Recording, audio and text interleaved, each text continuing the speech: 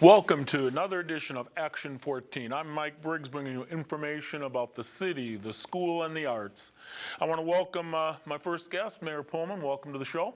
Thank you, Mike. It's a pleasure to be here, another TV 14 episode, and always a pleasure to be with you and your viewers. You're breaking in a new person now, haven't you? I think we know that Jordan Skiff is on staff now, new city administrator. He is, and I'm glad to say that he's hitting the ground running. Probably literally in the sense that he still lives in Fond du Lac and won't move here till later in 21. But he's certainly trying to get up to speed as much as possible. And like any leader, he'll have his own kind of method of doing things and prioritizing things and stuff like that. But it's been a good time for him to come in. We've had less snow than normal, less cold than normal so far. I don't want to jinx it. Well, if something goes downhill, I'll tell everybody it's your fault because you just jinxed it. No, we've been very fortunate, and December was a good month for us. January is, and of course we all know if you get past January, the sub-zero is over with. So hopefully we've done that, and Jordan had his first entire department head meeting this week. So he's getting everybody on the same plateau, but we're in good shape. Our equipment is in good shape. We've been upgrading that for the past several years, and certainly our DPW staff is really clicking well. Jordan's background actually is in DPW as well. So Kathy's doing a fine job, and I think each department head looks to supplement and get ideas, and they help across the role playing, so to speak. And we're very fortunate. I think we have a lot of good people heading up our different departments within the city and the utility. It's a tough time for everyone, including him, because the COVID-19 hasn't gone away yet. It is. We don't have our own rules per se. We piggyback what the county dictates and promulgates, and then we as city officials look to see if those are adequate for our departments. And our staff has been outstanding. They've really worked hard to use those guidelines to their advantage when at all possible, and certainly in some instances you just can't if you're trying to communicate and so on. But the employees have staggered their working hours. They continue to do that, and we have a lot of dual requirements of the employees, even though they're working in the same building. We constantly have cleaning going on, and we stagger our employees so that they're not next to somebody all the time, and they still work at home with some of the computers that we purchased through the CARES Act, and that's constantly being tweaked, and we might have more funds that come available through there. But maybe this is a time to remind our community taxpayers that you can take your property tax the month of January to Bank First National, and they will accept the payment just as if you go to City Hall. So you don't have to get out of the car, and you can go to Bank First. But City Hall is open, specifically 10 to 2. We take tax payments, but if you come in at 9:30, they're not going to throw you out. you Okay. know. So City Hall is open, and likewise at the utilities, we have a drop box for after hours, but in the lobby, we now have a walk-up window inside the lobby. You don't have to enter the entire utility campus itself and take payments there. So we're trying to work through as much COVID sensitivity as we can, and it's an ongoing challenge. Our staff has been tremendous, and they continue to make themselves accessible to the public. And one other thing, maybe a personal note, our new meter system that we put in a year ago after 3 years of trying to implement, I had a call Monday morning this week and said, our chart says that you have a toilet running. And it's like, I do? They can tell that down at the utility. But that's another advantage of our off-site electronic monitoring, and the entire city is now hooked up that way. And it turns out, I guess I did have a leak somewhere, and you jiggle the handle, and we all know how to do that, and it works. But that was rather, I was surprised. I didn't realize it, and I guess I didn't know that our system did that. So there's always surprises, and I think that we are always trying to implement things that improve service to the community. Yes. Well, let's talk about some positive things. I've heard rumor that you might be voted into the LTC board as vice chairman. You have very good sources, Mike. I've always said that, and yes,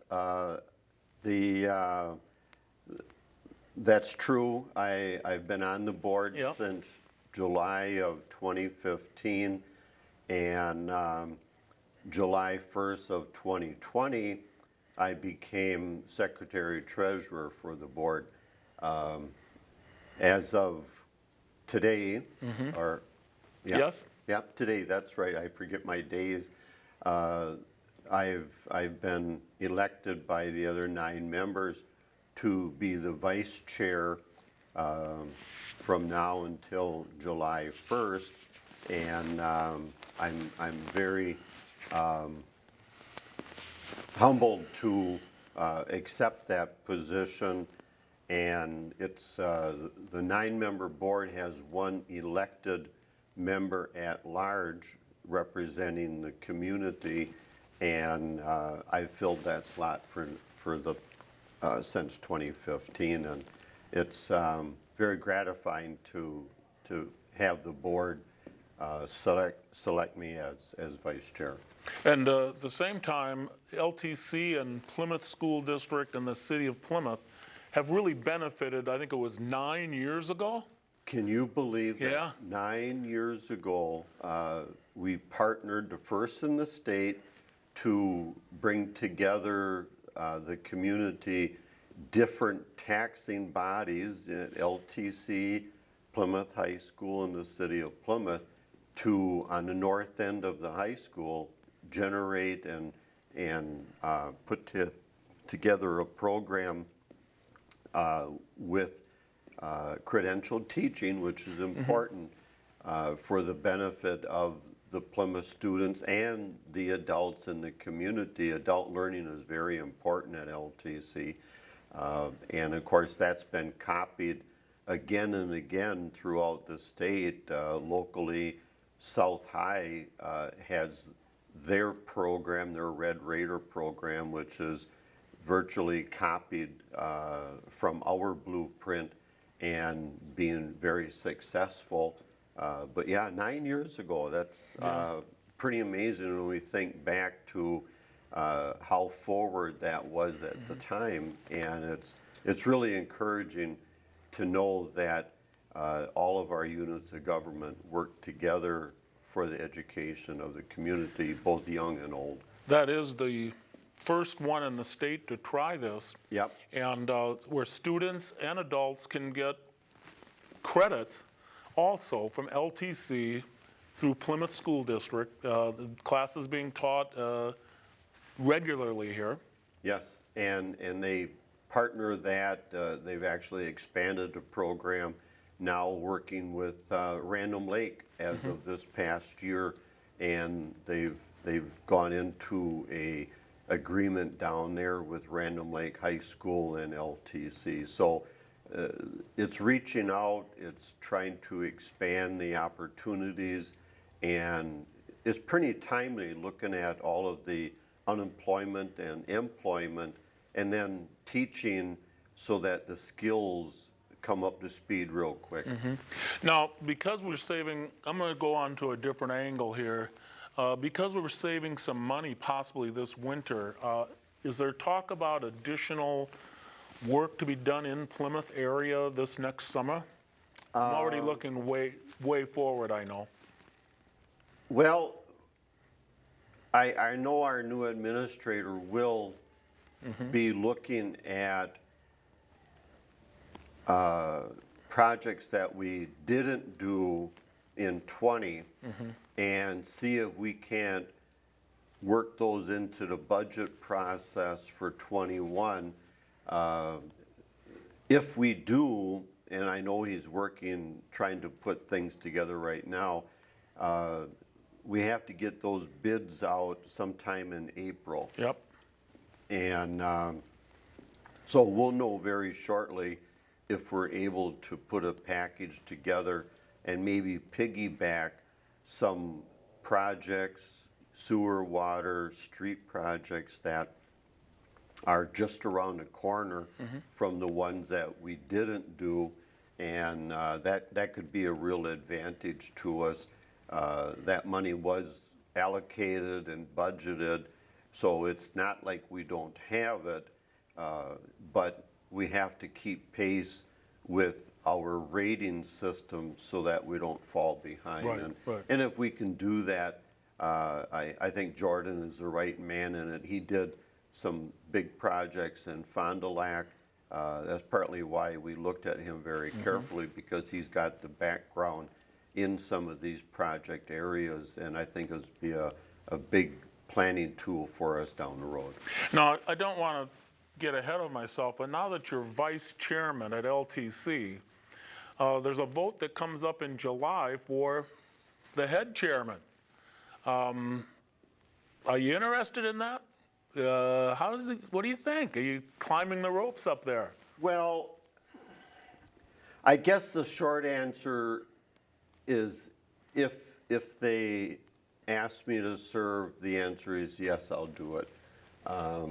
I think it's quite an opportunity to take a leadership role on the education side of things in the community, knowing that we've already partnered with LTC, and now this would encompass both Manitowoc and Sheboygan counties. And I think some of the background that I've had would lend itself to being the chair and trying to do some additional work with the president. So, yes, thank you. Okay. I would do that. All right. Well, it is an honor. I think you should be complimented for being LTC, believing that you are the right person to work their way up to the top of this situation. Well, there's a lot of community involvement in LTC, and before I was on the board, I knew there was some. I didn't realize how involved they are until I actually got on the board of trustees and learned that they are in every facet of manufacturing and healthcare in the entire county. And the recent graduation, which we had in December, it was a drive-through graduation. Yeah. They have a 98% placement of their graduates. It's pretty stunning, and these are good paying jobs. Yes, yes. Before we leave, I just want to see if you have any update regarding Highway 23. I happen to drive to Fond du Lac, and of course you have someone working here now that drives from Fond du Lac every day. And he is very complimentary at how nice 23 is, and he can't wait till it becomes 4-lane. We actually talked about that just last week, and it's on schedule for 22 to be finished on the western leg, which is the Fond du Lac leg.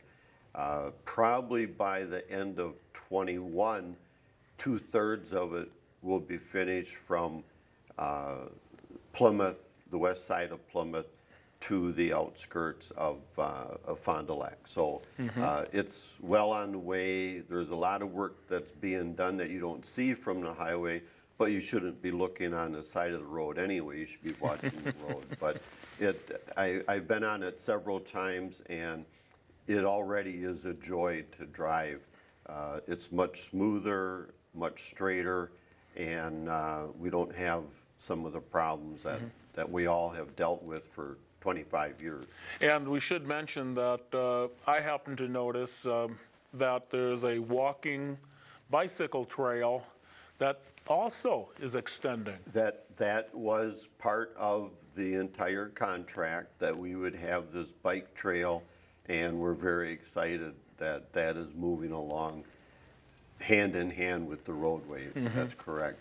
Well, I want to thank you for being on. You're welcome. Congratulations again on being a vice chairman, and I hope LTC and you go for many more years. We'll see what happens in July, but Yeah. I look forward to doing anything we can in the community for improving the community. Thank you. I want to tell everybody that the council meetings are the second and last Tuesday of every month, and they begin at 7 now. Yep, we moved it up to 7. So mark your calendars if you have something to speak to the council about. That's what happens on the second and last Tuesday of the month down at City Hall. Thank you. Thank you for being on. You're welcome. When we come back, I'll have Dan Mella from the school district here, and we'll be talking about how the school is continuing to make things happen. Stay right with us. You're watching Action 14. Welcome back. As I stated earlier, we are keeping our 6-foot distance, and so I will talk louder so that my guests can hear me. Welcome to the show, Mr. Dan Mella. Oh, thank you very much, Mike. And it's good because this is my bad ear, so. Well, at least you only have one. Right? True. We had our board meeting last night, and we should update people that, well, before we do that, let me say congratulations. We've gotten through the first semester of school. Yeah, well, thank you. And congratulations to the whole community and the kids and the parents and everybody else.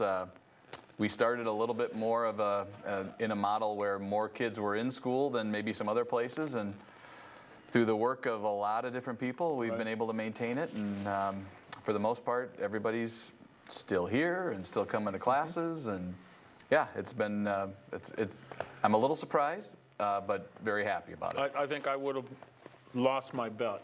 I did not think we would get through the first semester without having to close down a couple times. I agree. I think it says something about our students and our staff, because they have been so good in the hallways and going between classes, and it's just been an honor to have them working the way they're working. It's true, and at every level, some of the concern early on was, well, how do you get first graders to wear a mask all day when they want to run and play and jump with each other, and even in class, and kids really, high school kids all the way to kindergartners, have adapted to the mitigation efforts that we've had, and really within a couple of weeks, it wasn't a thing anymore. It was, we're here, at least we're here together. Kids can still socialize. It's one of the big things that they miss when it's all virtual setting, and they miss each other a lot. And so when they were here, they realized that, if we have to do these couple of things to make it, a better chance that we get to stay together. Right. they were more willing to do it. They're socializing with plexiglass between them, Yeah. you know, and all of that. But nevertheless, we are surviving through this. Yeah, we're moving forward, and I mean, we have internal testing that we do about progress, and we monitor how the kids are doing. And in our schools, we are right on pace with where our kids typically are in reading and math in a year without COVID. So, and in some places ahead. So we're learning from that, and we're happy to report that we're not seeing a big drop off because of any of the mitigation factors. Well, last night's school board meeting, you talked about vaccines. Yep. And so we are moving forward. There's a positive light out there. Right. When it first came to me that through public health, when it was in a meeting with them, and they were telling us, well, the vaccines are coming, and we should be able to get them out to you maybe starting in February. For me, it kind of was the light at the end of the tunnel. Like, if we can get our staff vaccinated, that takes a big issue off the plate, and to be able to stay in school and help kids learn. Well, it's happened even faster. So I'm happy to report that as of last week, actually of this week, we've been able to get our first round of teachers that are listed as a category 1A, which are, think of a group of people who might be school nurses, health aides, secretaries, those people who might deal with kids maybe when they're sick or in close quarters and those kinds of things. We were able to create that list and get them on the list. And this week, we're having about 60 of our staff vaccinated in the first round. And so we're setting up for another 25, 30 of our staff next week. And that rollout is happening faster than what I thought it was going to. And then the 1B people, which is the rest of us. Yes. And then we're also working with public health to open up a mass vaccination site in Plymouth. And so what that means is we've committed to work with public health for the 65 and older folks to be able to come into our schools. And at this point, we're looking at using Parkview School. So we'll get information out to the public about this when it's coming time. And so will public health. But you're going to have an opportunity on a weekend in the near future, if you're 65 and older, to come in and get a vaccine. And they'll have sign-up slots and social distancing and all the rest of that in order to make that happen safely.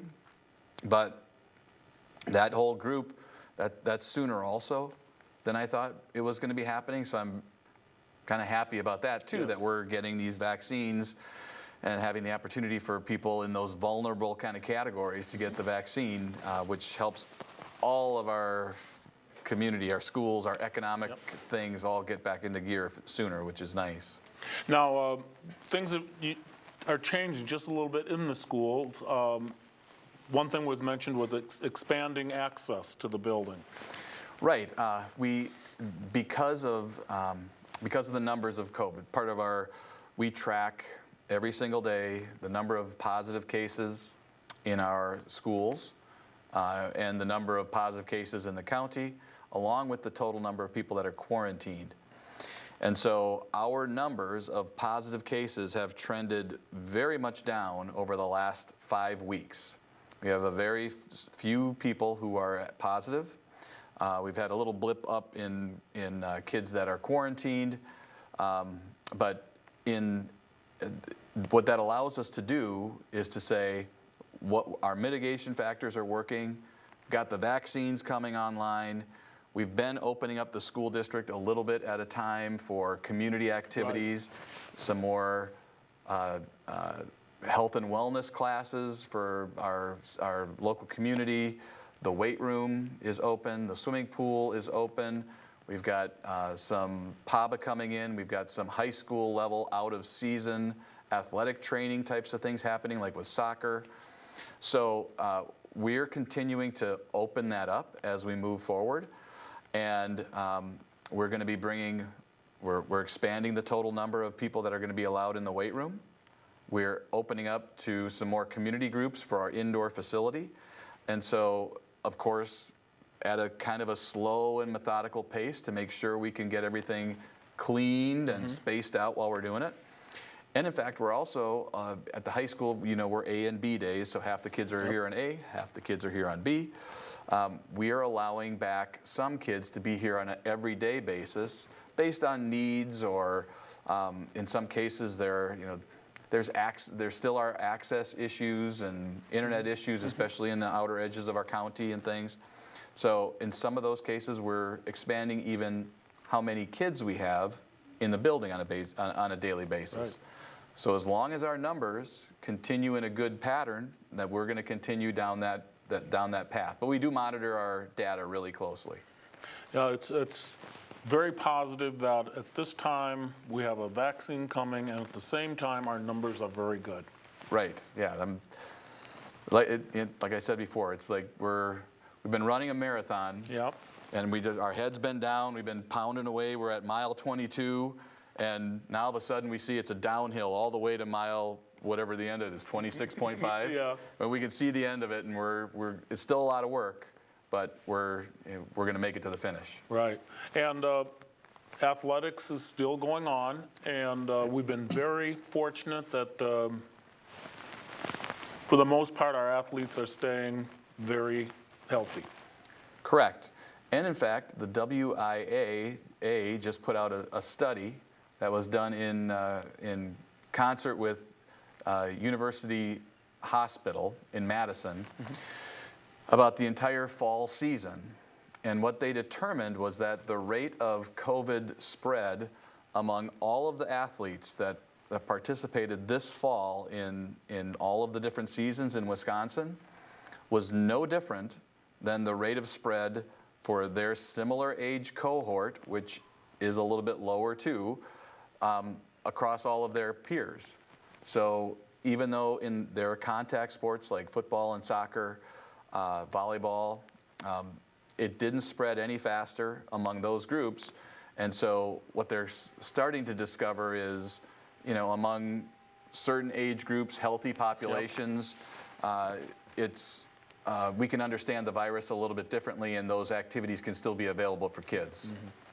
Well, we should get back to the school board because we talked about a community pillar. Right. Again, we're so grateful for the community support that we have here. And one of the things that we are putting an emphasis across our entire strategic plan, including the community engagement pillar, is that we want our students to learn how to get engaged in the community, what availability there is for them to be engaged, the positive rewards of being engaged with the community, both in terms of volunteerism, but civic awareness, all of that whole bailiwick of activities for youth. We need to do a better job in connecting kids to that nowadays because of the changes that have happened societally. The internet and social networks that are out there have changed how people interact. Right. Connecting to your community is way different now because Facebook and video games, you can connect. You can be playing a game on your console, and you might be playing with a kid in Japan. Yep. So the connection between the world, it might be a little bit broader, but like digging your hands in to help out or to be part of the community has a completely different tangible reward for the person that's doing it and for the community entirely. But we need to make sure that that happens, and so kids experience it. So in our community engagement pillar, we're making strategies for our schools to help kids get involved in the community, but also to help the community be more involved with the schools and with the kids in schools. And so we're just in the beginning phases of that and kind of reinvigorating that entire push because it's just something that with the powerful social media tools that are out there, it just isn't something that is going to be a natural thing to happen. We're going to have to kind of teach that now.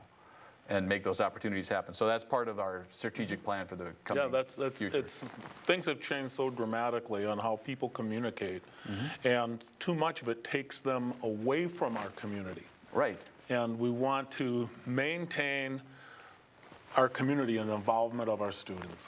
Right. And not all kids stay in their community. I mean, not all adults stay Right. in the community, but having an understanding of how to be and work and get connected in whichever community you settle is a really important thing. And it's something that we need to help kids understand and help ourselves too. Some of the things that came up in the school board meeting is we've learned a few things in this semester, well, actually last spring, and then changing things for this semester a bit. And you went over a few things that virtual schoolhouse. Right. There are a number of changes that we've made in order to do virtual education, remote education, and socially distanced in-school education. And so just as an example, the virtual schoolhouse exists from kindergarten through 4th grade in the elementary school. And those students are 100% online. They have 100% online dedicated teachers to them. And so those teachers have created during the course of this semester a virtual curriculum which mirrors our own, but has to be able to be produced and accepted on the screens. And so there's been, as we're monitoring the performance of the kids, there's pretty good and actually excellent performance for the kids in that setting. And so what we're looking at is continuing that or making that an option for the future. We don't know that families out there will want to continue with that option in the future. But we know that families that live within our boundaries of our district some do opt for a virtual education, even outside of COVID.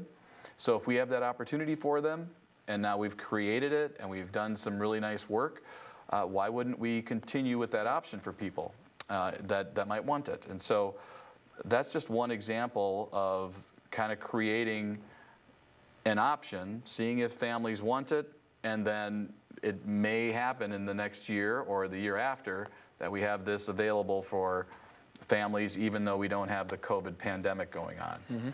So that's an example, but there's hundreds of smaller examples that aren't full programs. Just as an example, the way that lessons are presented to kids. Yeah. In a typical classroom setting, the teacher would, in the past, and people in the audience are probably familiar with, the teacher talks about it or lectures about it, writes some notes, kids take the notes or do a little bit as they're listening to the teacher, and then at the end they might do some work with that. Well, because we have to have the kids in class and the kids at home, having a long period of time where a teacher is talking is just not efficient. So teachers have been shrinking and shrinking their presentation portions to be able to be videotaped in a very succinct amount of time, a short amount of time, so that there's more time to be available for the kids to do the work, which is related to what they were presenting, and then enough time for the teachers to give them feedback about what they did. You know, were they doing the math problem correct? Right. Did they get were they on the right path in their writing? Those types of things. So even the way that we teach has been modified. Sure. And a lot of the teachers that I talk to, my kids, really kind of appreciate not a 30-minute lecture before we start, but a 10-minute lecture with, I have to go and learn about this thing, and then we'll see if I'm doing it right. So a little bit of a tweak is something that we're probably going to hold on to. And that's like the flipped lessons? Flipped lessons, yeah, right. Yep. Yeah, you can, no matter where you are with a flipped lesson, you can send it out. Kids can watch the brief presentation, but then when they come back, they're ready to, okay, let's engage in actually the work now. Yeah. Yeah. Well, we're learning a little bit about how to do things differently, but all good for the students. Right. And I mean, we've had bumps along the way. Certainly. And there's many examples of that too. But I feel like because we get good feedback from our families, one of the things about having everybody online, the families are right there sometimes as the kid is working on their work. Yeah. And mom and dad are saying, nobody gets it over here. Yeah. Let's redo this. And so sometimes I think we're getting actually better feedback about what works than we typically did because our parents are telling us right now. Yeah. Well, let's talk about some things happening. Jason Sobronic has again had 2 Mondays in a row. He had jazz concert. And then a unique thing this last Monday was when he had 3 concerts in one evening. At 6 o'clock, the freshmen had a concert. Parents of freshmen came to the balcony. They played their songs, etc., and then everybody left. And then at 7 o'clock, another group comes in. It was really unique. It kind of reminds me of when you see like a Broadway show. Not that I've seen many, but everybody goes in, and then there's that intermission, and everybody gets outside, and then there's the bell, and people go back in. But yeah, this whole understanding of how to, as parents, we go watch, and now let's clear out so that we can have the next group in and still be socially distanced. Yeah, the difference is that in a Broadway show, you come back for the second half. Here, the parents, if their child was not in the next band, they leave. Right. And the parents of the band that's playing next come in and sit. Right. Yeah, and so everybody, not everybody, but grandma and grandpa, or the less people are able to see it, but still we're able to, for some people, to see it. So it's not perfect, but it's still a similar experience to what the kids normally would have had. There's still an audience. They're still playing in front of an audience, and so all those things are great. You should know, everybody should know that we are playing all of this on TV 14. PlymouthTV.org. If you go to PlymouthTV.org, you will find the Jason Sobronic shows, and you will be able to watch them anytime you want. And I'll just put a plug in because we had a board meeting in, which is adjacent to the stage on the night that the jazz band played, and they sounded really great, and they were really loud, and we were having to talk over the top of them in our board meeting to be able to communicate, but they sounded fantastic. Yep, and so there's a jazz concert at PlymouthTV.org, and also the band concert without everybody coming and going. We just cut it down to where you've got the 3 bands playing. And so you can watch that online anytime you want. Also, same night as the school board meeting, we had another basketball game that went out live. And so far, knock on wood, we've been able to have every event here go out, and this one to YouTube. Whether it's a swim meet or a basketball or wrestling, it is all going out live. And people are watching it all over the state. I know that for a fact. And I know in other parts of the country, and I'm guessing other parts of the world too. Possibly. We might have some connections. Yep. There might be someone in Japan that I know that might be watching. Somebody in Japan might be watching his father call the wrestling matches. I don't know who that could be. We might have, yes. But all of those things are helping to put the information out there until everybody can show up live. Right. And it's a lot of work, but we have some great people. I'll mention Gary Kaiser and Kurt Zolp behind a lot of that, making sure that it's all going out to YouTube live and can be replayed also. Yep. And it kind of gives us the chance to have a community connection. It's kind of a passive community connection. But I know this year, more people have watched sporting and music events or have the opportunity to, for sure, than have ever watched before. Right. So even if you're not in the area, you can watch a student play a sport, Yep. and you kind of have a little bit of a connection back to Plymouth. Maybe you were an alumni and you live in South Carolina, Right. and you want to see the kids play basketball. You can see it. So you still got that connection with being a Panther. We have had thousands of hits.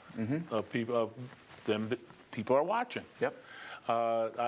The scary part is we want the people in our community to come to the games. Right. To come back to watch the concerts. And so the sooner we get the vaccine out, the sooner we can open the doors. Absolutely. Yep. Because we'll still have popcorn. Yeah. Our popcorn machine has kind of been sitting idle for the entire year. Yeah. It's ready to go. Yeah. Well, I want to thank you for being on. I should mention to everybody that school board meetings are the third Tuesday of every month, and currently here in the Plymouth Amphitheater, starting at 5:30, and be part of what's happening in the Plymouth School District. Thank you again. Yeah, thank you for having me on. When we come back, we're going to talk a little bit about the arts here in Plymouth, so stay right with us. You're watching Action 14.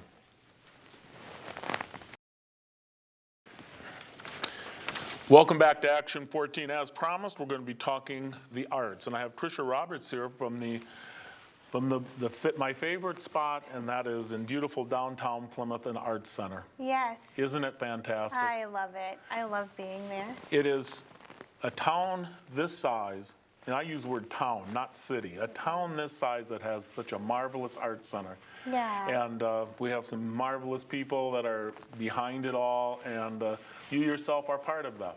Yes, I'm the Arts Educational Coordinator. Yep. Yeah. And so we're going to talk about a couple things coming up, but before we do that, we've got a show that's happening. Yes. Starting, by the time people see this, the show is out there, a new show, and it's a unique one. Yeah. I've never heard anything like it. You have 8 couples that both of them share their art. Yes. And it is really unique. I'm looking for the name of it, A Couple's Winter Blast. Yeah. And tell me how you got this idea. Well, I'm not sure. The gallery committee comes together and they plan our exhibits every year.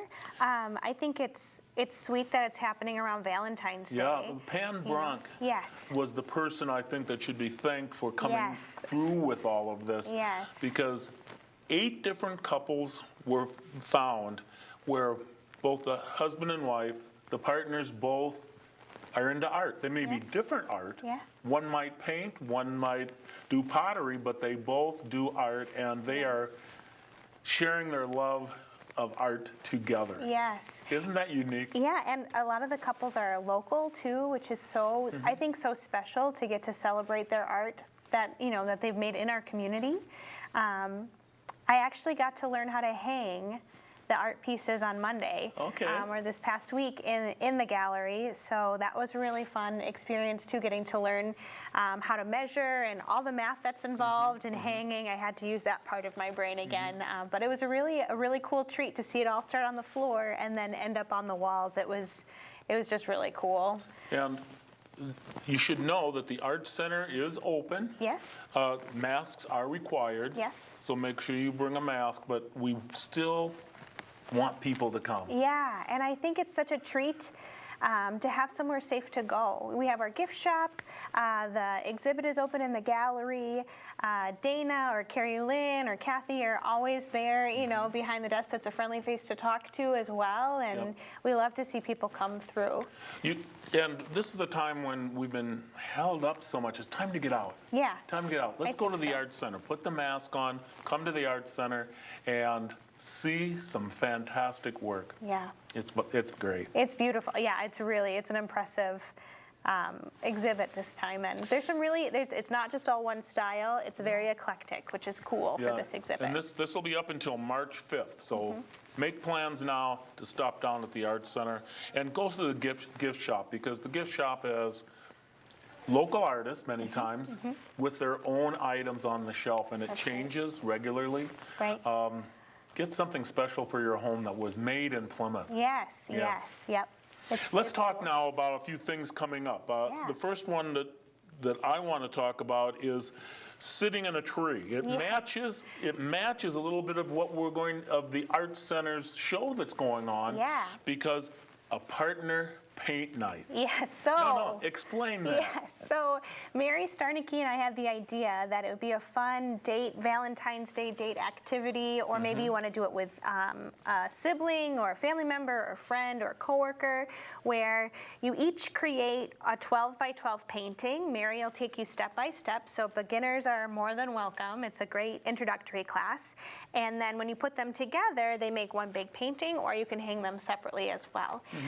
So we thought it would be a fun, creative experience for couples, or again, just any sort of partnership that wants to come and paint together. Yeah, it's Saturday, February 13th. Yep. From 6:30 to 8:30, and sign up early so that Yes. you everything is supplied. You don't. All Right. you do is have to walk in the door. That's right. We're going to do a little plate of like amuse-bouche and desserts and things like that. Your first beverage is on us, so it's a really perfect date night, like a date night. And we're going to keep seating limited. We're going to space everybody out so people are comfortable and That's just what- have some fun. Yeah, that's why you should sign up early so that you make sure that you do have a spot. Yes. And it seems like such a neat idea that Yeah. you get 2 hours of both of you being creative, either separately or together. Or together. And you can be a beginner.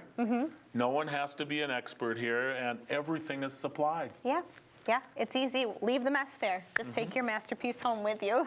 It's Saturday, February 13th, from 6:30 to 8:30. So you should call down to the Arts Center and make plans to be part of it. Yeah. Yeah. You also got another item that I find unique that's happening for Valentine's Day, and this is February 6th and 7th.